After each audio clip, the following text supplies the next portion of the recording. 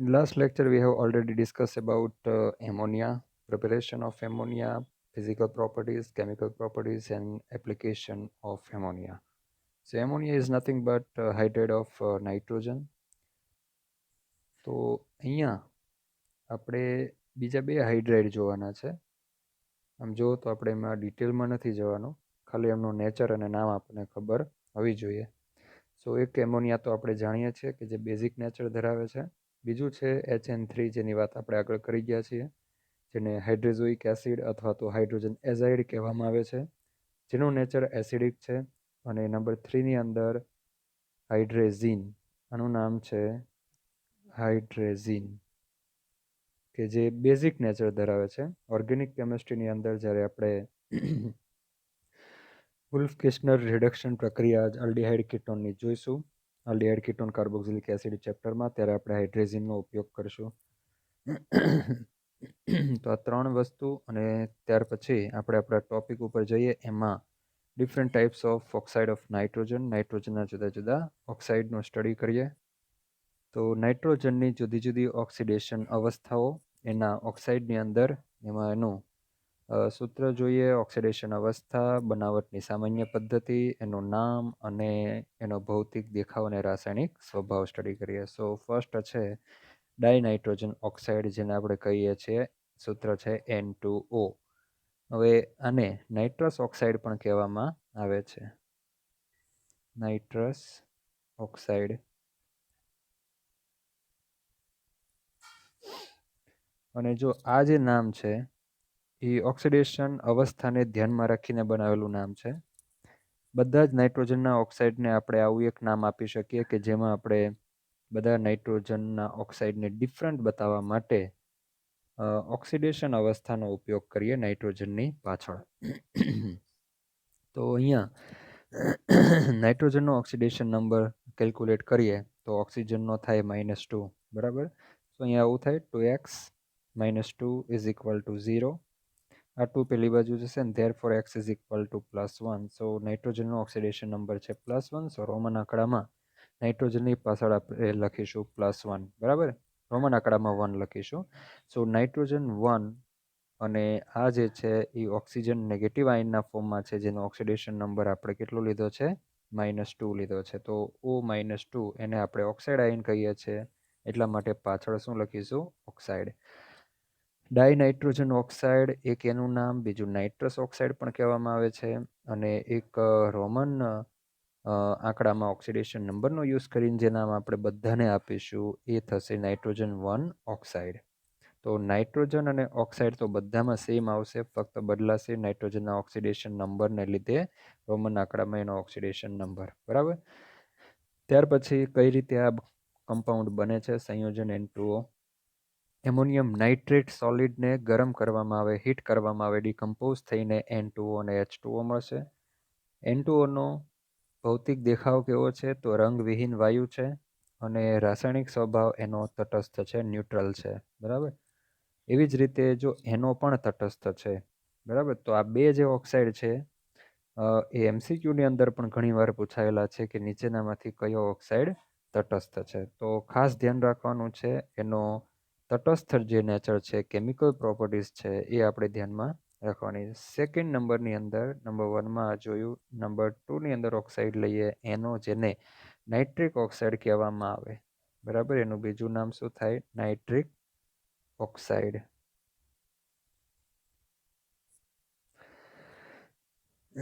Nitrogen monoxide એક એનું નામ છે, અને ઓક્સિડેશન નંબર આધારિત નામ છે નાઇટ્રોજન 2 ઓક્સાઇડ, કારણ કે આમાં nitrogen oxidation number +2, because of oxidation number of oxide is oxygen is -2. So here +2 oxidation number. Now preparation of NO. So it is made from NaNO2, sodium nitrite, not nitrate. એની અંદર FeSO4 નાખવામાં આવે, H2SO4 heat કરવામાં આવશે તો Fe2SO4 thrice plus NaHSO4 sodium hydrogen sulphate, H2O અને NO gas નીકળશે, બરાબર. NO is in gaseous state at room temperature. So properties રંગવિહીન વાયુ છે અને ન્યુટ્રલ સ્વભાવ ધરાવે છે. This is important. એના પછી આગળ જઈએ તો નંબર 3ની અંદર ડાયનાઇટ્રોજન trioxide N2O3. N2O3 oxidation number તમને કાઢતા આવડે જ છે. હવે રેડોક્સ પ્રક્રિયા ભણી ગયા છો. ઓક્સિડેશન નંબર 1 નાઇટ્રોજનનો 3 છે, 3 દુ 6 ભાગ્યા 203. સો નામ થશે આનું નાઇટ્રોજન 3 ઓક્સાઇડ, બરાબર. અને એનું પ્રિપેરેશન છે નાઇટ્રિક ઓક્સાઇડની N2O4 ડાયનાઇટ્રોજન ટેટ્રોક્સાઇડ સાથે 250 કેલ્વિન ટેમ્પરેચરે ગરમ કરવામાં આવે તો N2O3 બનશે. રૂમ ટેમ્પરેચરે વાદળી રંગનો ઘન પદાર્થ છે અને એનો નેચર એસિડિક. આ મોસ્ટ ઇમ્પોર્ટન્ટ છે. નેચર છે ને બેઝિક એસિડિક. બેઝિક તો આવશે નહીં, બરાબર, કારણ કે નાઇટ્રોજન એ અધાતુ તત્વ છે. તો અધાતુ તત્વનો ઓક્સાઇડ ક્યારેય બેઝિક ના હોય. તો અહીંયા બે ટાઈપના નેચર આપણને જોવા મળશે, કાં તો એસિડિક કાં તો તટસ્થ. પણ હા, તટસ્થમાં આ તમારે બે જ ધ્યાનમાં રાખવાના છે. નાઇટ્રોજનના બે ઓક્સાઇડ જ તટસ્થ છે, N2O અને NO, કે જેની પાણી સાથે રિએક્શન કરવાથી કોઈ એસિડ બનતો નથી. ત્યાર પછી નંબર 4ની અંદર nitrogen dioxide NO2 oxidation number +4, સો નાઇટ્રોજન 4 ઓક્સાઇડ. લેડ નાઇટ્રેટ ને 673 કેલ્વિન ટેમ્પરેચરે ગરમ કરશો તો NO2 બનશે. NO2 ગેસ એ બદામી કથ્થઈ રંગનો વાયુ છે, બરાબર. કેવો વાયુ છે? હા, અહીંયા છે જ, કથ્થઈ વાયુ છે અને રંગીન વાયુ છે. એટલે આપણને ટેસ્ટ ટ્યુબની અંદર આ સોલિડ સ્ટેટમાં હોય છે લેડ નાઇટ્રેટ, બરાબર. વ્હાઇટ કલરનો પદાર્થ હોય. ટેસ્ટ ટ્યુબમાં લઈને ટેસ્ટ ટ્યુબને ગરમ કરશો, લેબોરેટરીમાં પણ બની જશે. ગરમ કરશો એટલે તરત જ તમને કથ્થઈ રંગનો વાયુ નીકળતો જોવા મળશે. લેડ ઓક્સાઇડ એ સોલિડ સ્ટેટમાં સાથે સાથે ઓક્સિજન ગેસ પણ ઉત્પન્ન થશે. હવે NO2 જે છે એનો સ્વભાવ કેવો છે? એસિડિક છે. ત્યાર પછી વાત કરીએ નંબર 5ની અંદર ડાયનાઇટ્રોજન ટેટ્રોક્સાઇડ N2O4 ઓક્સિડેશન નંબર 4, એટલે નાઇટ્રોજન 4 ઓક્સાઇડ જ આને કહેવામાં આવે છે. તો અહીંયા નાઇટ્રોજન 4 ઓક્સાઇડ, અહીંયા પણ નાઇટ્રોજન 4 ઓક્સાઇડ, તો એ ડિફરન્ટ પડશે આ નામથી. અને નાઇટ્રોજન ડાયોક્સાઇડ કહેશું, અને ડાયનાઇટ્રોજન ટેટ્રોક્સાઇડ કહેશું. એકચ્યુઅલી આ છે ને is this N2O4 is nothing but the dimer of NO2, બરાબર. NO2 twice reversible N2O4. Okay, આ રિએક્શન આપણે ક્યાં સ્ટડી કરી ગયા?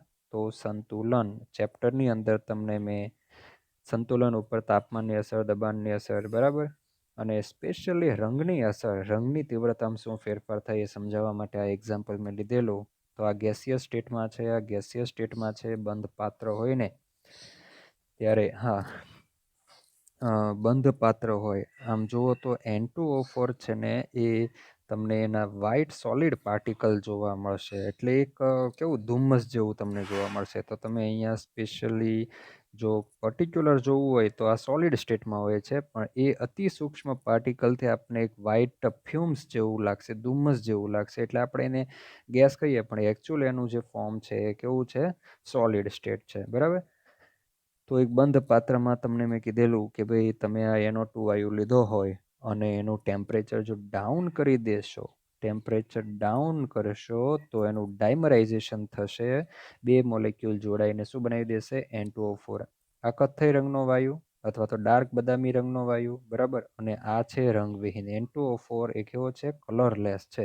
તો તમને કીધેલું પાત્રમાં રંગની તીવ્રતા ઘટવા લાગશે. અને જો તમે નીચેની રિએક્શનમાં એટલે કે N2O4 ને ગરમ કરશો, એટલે કે પાત્રમાં ટેમ્પરેચર ઇન્ક્રીઝ કરશો, તો રિવર્સ રિએક્શન થશે. સંતુલન ડાબી તરફ ધકેલાશે અને NO2નું પ્રમાણ વધશે. તો તમને રંગનું તીવ્રતા વધતી જોવા મળશે. એક્ઝામ્પલ આપણે ત્યાં સ્ટડી કરી ગયા. તો બનાવટ પણ સિમ્પલ છે એકદમ. હા, એના બેઝડ ઉપર જો અહીંયા જ આપેલું છે કે NO2નું આ ડાયમરાઇઝેશન કહેવાય. શું કહેવાય?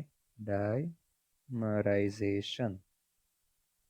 અને નીચે જે છે decomposition. Okay, reverse reaction is nothing but decomposition of N2O4. રંગવિહીન ઘન છે અને પ્રવાહી ફોર્મમાં પણ જોવા મળે. ડિપેન્ડ્સ ઓન ટેમ્પરેચર અને કેવો સ્વભાવ ધરાવે છે? એસિડિક. ત્યાર પછી નંબર 6ની અંદર ડાયનાઇટ્રોજન પેન્ટોક્સાઇડ N2O5, કે જેમાં ઓક્સિડેશન નંબર છે 5, બરાબર. અને આ ડાયનાઇટ્રોજન ટ્રાયોક્સાઇડ કે જેમાં ઓક્સિડેશન નંબર છે 3. આ N2O3 એની પાણી સાથે રિએક્શન કરવાથી નાઇટ્રસ એસિડ બનશે અને અહીંયા HNO2 બનશે. HNO2 2 દુને 4, 4 - 1 ગયો એટલે +3. બરાબર, ખ્યાલ આવે? મેં તમને આગળ વાત કરી કે આ HNO2 એ નાઇટ્રોજનનો ઓક્ઝો એસિડ છે કે જે N2O3 માંથી બને. N2O3 નું જળ વિભાજન કરવામાં આવે તો આમાં ઓક્સિડેશન નંબર છે નાઇટ્રોજનનો 3. તો કયો ઓક્ઝો એસિડ બનશે? તો જે ઓક્ઝો એસિડમાં નાઇટ્રોજનનો ઓક્સિડેશન નંબર 3 હોય એવો બનશે. તો એવો છે નાઇટ્રસ એસિડ HNO2. એવી જ રીતે આ N2, અને આપણને ખબર છે, આપણે આગળ થિયરિટિકલ ચેપ્ટર આ ભાગનો તે થિયરિટિકલ પાર્ટ હતો આગળનો સ્ટાર્ટિંગનો, એની અંદર આપણે સ્ટડી કરી ગયા કે 15મી કોલમના તત્વોમાં આ +3 ઓક્સિડેશન અને +5 ઓક્સિડેશન અવસ્થા સ્ટેબલ હોય છે. બાકીની જે ઓક્સિડેશન અવસ્થા છે એટલી બધી સ્ટેબલ નથી હોતી. એટલે જો તમે આ N2O4 નો યુઝ કરો, બરાબર, એનું જલીય દ્રાવણ બનાવો તો તમને વિષમીકરણની ઘટનાઓ જોવા મળશે. નાઇટ્રોજનના બીજા એસિડ છે અથવા તો ઓક્સાઇડો આમાંથી બની જતા હોય છે, પણ N2O3 અને N2O5 ની અંદર જો પાણી નાખો તો હાઇડ્રોલિસિસ થઈને ઓક્ઝો એસિડો બનશે કે જે ફક્ત એક જ ઓક્ઝો એસિડ ધરાવતું હોય છે. કારણ કે આ બે ઓક્સિડેશન અવસ્થા વધારે સ્ટેબલ છે. Because of 15 - 10, so 5 and 5 - 2 is equal to 3. So 2 oxidation state are good stable oxidation state, +3 and +5. એવી જ રીતે જો તમે N2O5 લો, બરાબર, અને એનું હાઇડ્રોલિસિસ કરવામાં આવે H2O વડે તો આપણને HNO3 nitric acid oxo acid તરીકે મળે છે. કારણ કે આપણે જોયું અહીંયા N2O5માં નાઇટ્રોજનનો ઓક્સિડેશન નંબર +5 છે, તો અહીંયા 3 દુ 6 -1 એટલે નાઇટ્રોજનનો ઓક્સિડેશન નંબર +5 બનશે. હવે બેલેન્સ કરવું હોય તો નાઇટ્રોજન 2 છે તો આને 2 વડે ગુણી દો. બરાબર, હવે બધામાં ઓક્સિજન છે તો ઓક્સિજન નહીં લો, હાઇડ્રોજનને કેલ્ક્યુલેટ કરો તો ઓલરેડી બેલેન્સ ફોર્મ છે. કારણ કે અહીંયા હાઇડ્રોજન 2 છે તો અહીંયા હાઇડ્રોજન 2 છે, એમાં હાઇડ્રોજન નથી, અને ઓક્સિજન ઓલરેડી બેલેન્સ થઈ ગયા. 5 ને 1 6, 3 દુ 6. તો આ પ્રક્રિયાને શું કહેવાય? Hydrolysis of oxide of nitrogen.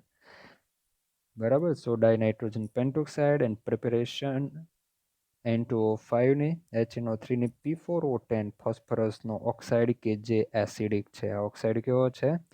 Acidic. બરાબર, ફોસ્ફરસનો ઓક્સાઇડ. આ પણ એક ટાઈપનું ડાયમર જ છે ભાઈ, P2O5. બરાબર, આવા બે P2O5 ડાયમર થઈને શું બનાવશે? P4O10. આ પણ લઈ શકો, આ પણ લઈ શકો. હા, તો આ લો P2O5 તો 2 કરવા પડશે આગળ. HPO3 બનશે અને N2O5. અને બીજું કે પ્રોપર્ટીઝમાં જોઈએ કે રંગવિહીન ઘન છે N2O5 અને નેચર એનો એસિડિક છે. એસિડિક નેચર હોય જ ને, કારણ કે એનું જળ વિભાજન થવાથી આપણને શું આપે છે? HNO3 કે જે પોતે એસિડ છે. બરાબર, અને N2O3 નો નેચર પણ કેવો છે? એસિડિક, કારણ કે આપણને અહીંયા શું આપે છે? Acid, and therefore this one is also acidic oxide. ચલો, ત્યાર પછી નાઇટ્રોજનના ઓક્સાઇડ સંયોજનના બંધારણ, એમાં લુઈસ ડોટ રિપ્રેઝન્ટેશન આપણે જોઈએ છે, અને એ લુઈસ ડોટ રિપ્રેઝન્ટેશનનું સંસ્પંદન બંધારણ પણ સ્ટડી કરવાનું છે. તો નંબર 1ની અંદર નાઇટ્રસ ઓક્સાઇડ લઈએ. એનું સ્ટ્રક્ચર, હા, આમાંથી પણ તમને MCQ પૂછી શકાય કે ભાઈ કયું લુઈસ ડોટ રિપ્રેઝન્ટેશન સાચું છે, અથવા તો સંસ્પંદન બંધારણ 4 આપી દીધા એમાંથી કયું સાચું છે, ખોટું છે, એવું પૂછી શકાય. અને બંધ પ્રાચલોની વાત કરી છે. બંધ પ્રાચલ એટલે બંધ લંબાઈ, અને મોલેક્યુલનો આકાર પણ કીધો છે, અને આકાર આવે તો બોન્ડ એંગલ પણ આવશે. હવે જો N2O આ રીતે છે. આમાં એકચ્યુઅલી જોઈએ તો નાઇટ્રોજન 4 બોન્ડથી બોન્ડેડ છે, એટલે અહીંયા પ્લસ ચાર્જ આવશે અને આની ઉપર માઇનસ ચાર્જ આવશે. નાઇટ્રોજન 2 બંધથી બોન્ડેડ અને ઓક્સિજન 2 બંધથી કોઈ ચાર્જ નહીં, મોલેક્યુલ ઓલરેડી ન્યુટ્રલ છે, તટસ્થ છે. હવે નાઇટ્રોજન 4 બંધથી હોય ત્યારે કોઈ લોન પેર ના હોય, બરાબર, અને નાઇટ્રોજન 2 બંધથી હોય ત્યારે 2 લોન પેર અને માઇનસ છે. તો પ્લસ માઇનસ કરો કે ના કરો કોઈ ફરક પડતો નથી, કારણ કે ઓલરેડી આખો અણુ છે એ તટસ્થ છે. હવે અહીંયા શું કરવાનું છે? એનું રેઝોનન્સ સ્ટ્રક્ચર માટે તો અહીંયા ઓક્સિજન પાસે ઇલેક્ટ્રોન ડેન્સિટી વધારે છે, સોરી લોન પેર છે, અને બાજુમાં નાઇટ્રોજન ઉપર પ્લસ ચાર્જ છે. આ ઇલેક્ટ્રોન યુગ્મ નાઇટ્રોજન ઉપર જશે તો સોરી આપણી પાસે આપણે એ જોવાનું છે કે નાઇટ્રોજન ઉપર માઇનસ ચાર્જ છે, દેખાય નાઇટ્રોજન ઉપર માઇનસ ચાર્જ તો બાજુમાં પ્લસ ચાર્જ, મતલબ કે નાઇટ્રોજન ઉપર ઇલેક્ટ્રોન ડેન્સિટી હાઈ છે. એકચ્યુઅલમાં એટલા માટે આ રેઝોનન્સ ખ્યાલ આવે એટલા માટે મેં ચાર્જ ઉપર લખ્યા છે કે ભાઈ આપણે આ ઇલેક્ટ્રોન પેરને નાઇટ્રોજન ઉપર શું કામ લઈ જવાના, કારણ કે નાઇટ્રોજન ઉપર ખરેખર માઇનસ ચાર્જ છે છેડાનો, અને વચ્ચેનો છે ચાર બંધથી બોન્ડેડ છે એટલે એના ઉપર પ્લસ ચાર્જ છે. તો આ ઇલેક્ટ્રોન યુગમાં નાઇટ્રોજન ઉપર આવશે તો અહીંયા બે નાઇટ્રોજન વચ્ચે હજુ એક બંધ થશે, નાઇટ્રોજનના 5 બંધ થાય સેન્ટ્રલના, એટલે આ બંધ ઇલેક્ટ્રોન યુગમાં ઓક્સિજન ઉપર ચાલ્યું જશે. તો અહીંયા આ ટાઈપનું સ્ટ્રક્ચર આપણને જોવા મળશે. બરાબર, આને ગુમાવ્યું છે એટલે એને ઉપરથી માઇનસ ચાર્જ ચાલ્યો ગયો, અહીંયાથી માઇનસ ચાર્જ ચાલ્યો ગયો. વચ્ચેનો નાઇટ્રોજન તો ચાર બોન્ડથી જ બોન્ડેડ છે એટલે એના ઉપર તો પ્લસ ચાર્જ રહેશે, અને ઓક્સિજન ઇલેક્ટ્રોન મેળવશે, ઓક્સિજન ઉપર આવી જશે માઇનસ ચાર્જ. નાઇટ્રોજન જો આ 3 બંધથી બોન્ડેડ તો એની ઉપર કોઈ ચાર્જ નહીં, અને 1 લોન પેર. જે બધું જ આપણે રાસાયણિક બંધન ચેપ્ટરમાં 11માં સ્ટડી કરી ગયા છીએ, મેં તમને કીધું જ છે, આ યાદ રાખી જ લેવાનું. ઓક્સિજન નાઇટ્રોજન આ બેનો તો આપણે મેક્સિમમ યુઝ કરવાના છીએ કે જ્યારે એ 3 બંધથી 2 બંધથી 1 બંધથી બોન્ડેડ હોય ત્યારે કેટલી લોન પેર આવશે અને કયો ચાર્જ આવશે. ઓક્સિજન 1 બોન્ડથી બોન્ડેડ ઉપર માઇનસ ચાર્જ. ત્યાર પછી એનોની વાત કરીએ. હવે એનો છે ને એ આપણે અષ્ટકના નિયમની મર્યાદા જે સ્ટડી કરી ગયા ને એની અંદર આપણે એનોનું એક્ઝામ્પલ લીધેલું નાઇટ્રિક ઓક્સાઇડનું. તો એક અયુગ્મિત ઇલેક્ટ્રોન ધરાવતું આ સ્ટ્રક્ચર છે. Nitrogen double bond oxygen, oxygen પાસે આ એક અયુગ્મિત ઇલેક્ટ્રોન, એ અયુગ્મિત ઇલેક્ટ્રોન એના રેઝોનન્સ સ્ટ્રક્ચરની અંદર નાઇટ્રોજન ઉપર શિફ્ટ થઈ જશે તો સેકન્ડ રેઝોનન્સ સ્ટ્રક્ચર જોવા મળશે. ત્યાર પછી આપણે તમને કીધું એ મુજબ કે જે અષ્ટકના નિયમના અપવાદ છે એમાં આપણે 3 ટાઈપના અપવાદ સ્ટડી કરી ગયા. ઇલેક્ટ્રોન વધારે પડતા હોય એટલે કે 8 કરતાં વધુ હોય બાહ્ય કક્ષામાં, 8 કરતાં ઓછા હોય, બરાબર, AlCl3 લો અથવા BeCl2 લો તો BeCl2માં બેરિલિયમ પાસે બાહ્ય કક્ષામાં 4 જ ઇલેક્ટ્રોન હોય છે, અને તમે SF6 લો તો એમાં સલ્ફરની બાહ્ય કક્ષામાં 12 ઇલેક્ટ્રોન હોય છે. તો આપણે 3 ટાઈપના અપવાદો સ્ટડી કર્યા હતા. એમાં વધારે ઇલેક્ટ્રોનવાળા 8 કરતાં ઓછા હોય, અને ત્રીજું આપણે લીધું હતું કે અયુગ્મિત ઇલેક્ટ્રોન હોય તેવો અષ્ટકના અપવાદના એક્ઝામ્પલ. તો એમાંનું આ એક છે એનો કે જેમાં અયુગ્મિત ઇલેક્ટ્રોન જોવા મળશે. ચલો N2O3 કે જેમાં નાઇટ્રોજન એકબીજા સાથે સિંગલ બોન્ડથી બોન્ડેડ, અને આ નાઇટ્રોજન અહીંયા ઓક્સિજન, આ નાઇટ્રોજન ઓક્સિજન સાથે ડબલ બોન્ડથી, આ નાઇટ્રોજન આની સાથે. ખરેખર જોઈએ ને તો આ એક સવર્ગ સહસંયોજક બંધ છે, બરાબર, કારણ કે આ નાઇટ્રોજનના 3 બંધ થઈ ગયા, અહીંયા નાઇટ્રોજનના 3 બંધ થઈ ગયા, બરાબર. આને જો કાઢી નાખો તો અહીંયા નાઇટ્રોજનના 3 બંધ, અહીંયા નાઇટ્રોજનના 3 બંધ થઈ ગયા. તો નાઇટ્રોજન જ્યારે 3 બંધથી બોન્ડેડ હોય ને ત્યારે એની પાસે એક લોન પેર હોય છે. એ લોન પેર ક્યાં યુઝ થઈ ગઈ? આ બંધ બનાવવામાં યુઝ થઈ. ઓકે, કે જેને તમે આમ પણ કહી શકો, આ રીતે સવર્ગ સહસંયોજક બંધ પણ બતાવી શકો. અને જો સિંગલ બોન્ડ આ રીતે કરો તો નાઇટ્રોજનના કેટલા બંધ થયા? 4. તો અહીંયા થશે પ્લસ ચાર્જ, અને અહીંયા ઓક્સિજનના 1 બંધ એટલે એની ઉપર માઇનસ ચાર્જ. પણ પ્લસ માઇનસ કેન્સલ થઈ જશે તો ન લખો તો પણ કંઈ પ્રોબ્લેમ નથી. હવે શું થશે જોજો, પણ પ્લસ માઇનસ લખો ને તો તમને રેઝોનન્સ સ્ટ્રક્ચરમાં વધારે સમજ પડે, એટલા માટે મેં અહીંયા પ્લસ અને માઇનસ બતાવી દીધું. સવર્ગ સહસંયોજક બંધ કરો તો પ્લસ માઇનસની જરૂર નહીં, પણ સિંગલ બોન્ડ કરો છો, બરાબર, તો પ્લસ માઇનસ લખો તો વધુ બેટર. અહીંયા ઇલેક્ટ્રોન ડેન્સિટી હાઈ છે અને બાજુમાં નાઇટ્રોજન પ્લસ ચાર્જ ધરાવે છે એટલે હાઈલી ઇલેક્ટ્રોન ડેફિશિયન્ટ. તો અહીંયાથી ઇલેક્ટ્રોન યુગમાં આમ જશે તો પાય ઇલેક્ટ્રોન વધારે વિદ્યુત ઋણ ઓક્સિજન ઉપર શિફ્ટ થઈ જશે. તો ઓક્સિજન નાઇટ્રોજન વચ્ચે શું આવી ગયો? ડબલ બોન્ડ, અને અહીંયા ડબલની જગ્યાએ શું થઈ ગયો? Single bond. તો હવે જો તમારે આમાં આવું કરવું હોય તો અહીંયા પ્લસ કરી શકો. અહીંયા તો નાઇટ્રોજન ઉપર પ્લસ એઝ ઇટ ઇઝ, અને ઓક્સિજન ઉપર માઇનસ ચાર્જ. ફર્ધર શું થશે? ફરીથી પાછું અહીંયા આવશે તો આ પાછું ક્યાં ચાલ્યું જશે? ઓક્સિજન ઉપર. તો પાછું આ સ્ટ્રક્ચર બનશે. તો આના 2 રેઝોનન્સ સ્ટ્રક્ચર જોવા મળશે. આ તો કોઈ પાર્ટિસિપેશન નહીં આપે, બરાબર. અહીંયાથી આમ આવશે તો અહીંયા તો સિંગલ બોન્ડ છે, સિંગલ બોન્ડ આમ જઈને કંઈ સિંગલ બોન્ડ તૂટે નહીં, એટલે સાઈડનું જે છે આ એ એન ડબલ બોન્ડ ઓ એનું પાર્ટિસિપેશન નથી. NO2 જોઈએ, એક યુગ્મિત ઇલેક્ટ્રોન ધરાવતો સ્પીસીસ છે અને એટલા માટે જ એ બીજા NO2 સાથે જોડાય અને એક ડાયમર બનાવવાની વૃત્તિ ધરાવે છે N2O4 બરાબર.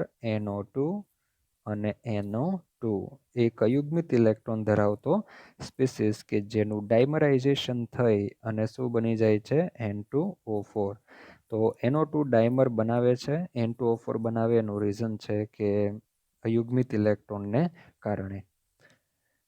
બાજુમાં એના સ્ટ્રક્ચર પણ આપ્યા છે, તમે જોઈ શકો સ્ટ્રક્ચર બરાબર. અહીંયા N2O છે એક રેખીય સ્ટ્રક્ચર ધરાવે છે, જો રેખીય લખ્યું છે, અને નાઇટ્રોજન નાઇટ્રોજન અને નાઇટ્રોજન ઓક્સિજન બોન્ડ લેન્થ પણ બતાવેલી છે, પણ આ બોન્ડ લેન્થ ને બોન્ડ એંગલ ને આવું બધું કંઈ પૂછાતું નથી. તમે આ સ્ટ્રક્ચરો ખાલી ધ્યાનમાં રાખો. એવી રીતે NO એ પણ આવશે રેખીય. ત્યાર પછી અહીંયા N2O3 છે, એનો આકાર સમતલીય છે. તમને આગળ કીધું હતું મેં કે આમાં આ નાઇટ્રોજન આ સવર્ગ સહસંયોજક બંધ છે આ બરાબર. અને આ જે ડબલ બોન્ડ છે ને એ એક્ચ્યુઅલ છે બરાબર. Actual double bond. અને એક્ચ્યુઅલ ડબલ બોન્ડ હોય, નાઇટ્રોજન ડબલ બોન્ડથી જોડાયેલો હોય તેનું સંકરણ કયું હોય? sp2 સંકરણ હોય. તો sp2 સંકરણ હોય ને ત્યારે અણુનો આકાર કેવો હોય છે? સમતલીય હોય છે. તો અહીંયા મોલેક્યુલનો શેપ આપેલો છે, જોઈ લેવાનો. બોન્ડ એંગલ બરાબર, બોન્ડ લેન્થ યાદ રહેતો રાખવાનું, પણ એટલી બધી યાદશક્તિ અહીંયા વાપરવાની જરૂર નથી, કારણ કે આપણી પાસે બહુ જ લેન્ધી સિલેબસ છે, યાદ રાખવાની બહુ બધી વસ્તુઓ બાકી છે. તો એના માટે યાદશક્તિ થોડીક સ્પેરમાં રાખજો. આનું બહુ એટલું બધું ખાસ મહત્વ નથી, આકાર થોડોક ધ્યાનમાં રાખી લેવાનો. બંને નાઇટ્રોજન કેવા છે? ડબલ બોન્ડેડ છે ઓક્સિજન સાથે, અને ડબલ બોન્ડ એક્ચ્યુઅલ છે એટલા માટે ડબલ બોન્ડથી જ્યારે એટમ બોન્ડેડ હોય ત્યારે સંકરણ કયું આવશે? sp2. અહીંયા કોણીય આકાર છે બરાબર, વી શેપ છે.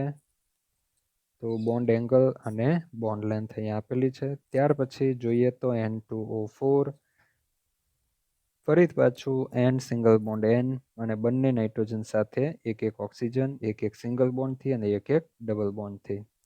અહીંયા આપણે જોઈ શકીએ કે અહીંયા પ્લસ ચાર્જ, તો અહીંયા કયો ચાર્જ? Minus charge. અહીંયા પ્લસ ચાર્જ, તો અહીંયા કયો ચાર્જ?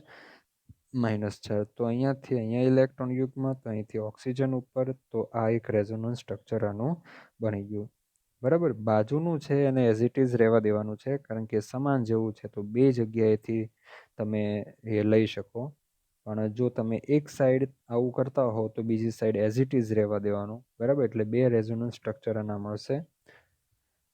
કારણ કે બીજા રેઝોનન્સ સ્ટ્રક્ચર વધારે ક્યારે આવે કે ભાઈ આઈ જો કોન્જ્યુગેશનમાં પાર્ટિસિપેશન હોય, જો અહીંયા વચ્ચે સિંગલ બોન્ડ છે કે અહીંથી આમ આવે અને અહીંયા જો પાઈ બંધ આવતો હોત ને તો પછી અહીંયા પાર્ટિસિપેશન આપે. એટલે અહીંયા તમારે શું વિચારવાનું કે ડબલ છે ને ત્યાં સિંગલ કરી દેવાનું, ડબલ છે ત્યાં સિંગલ, અને સિંગલ જે છે ત્યાં શું કરી દેવાનું? ડબલ. ને સાઈડનું જે છે એ એઝ ઇટ ઇઝ રહેવા દેવાનું. અને આકાર કેવો છે?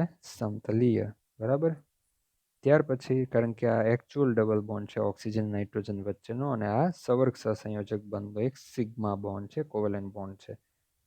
N2O5 એમાં ઉપરની જેમ જ, જો N2O5 છે આની જેમ જ રહેવાનું, ફક્ત બે નાઇટ્રોજનની વચ્ચે શું લઈ લેવાનું? ઓક્સિજન લઈ લેવાનું. અહીંયા પણ સેમ થશે, અહીંયા પ્લસ ચાર્જ આવશે, અહીંયા માઇનસ ચાર્જ આવશે, અહીંયાથી આમ થશે, સોરી અહીંયાથી આમ થશે, તો અહીંયાથી ઓક્સિજન ઉપર જ જશે, એટલે પાઈ બંધનું ઇલેક્ટ્રોન યુગ્મ ઓક્સિજન ઉપર જશે, આ બનશે. બાકીનું જે છે એ એઝ ઇટ ઇઝ રહેવા દેવાનું, અને આકાર કેવો છે? સમતલીય. એકચ્યુઅલ ડબલ બોન્ડ છે તો આ નાઇટ્રોજનનું સંકરણ sp2 આવશે, ને sp2 હોવાથી પ્લેનર સ્ટ્રક્ચર જોવા મળશે.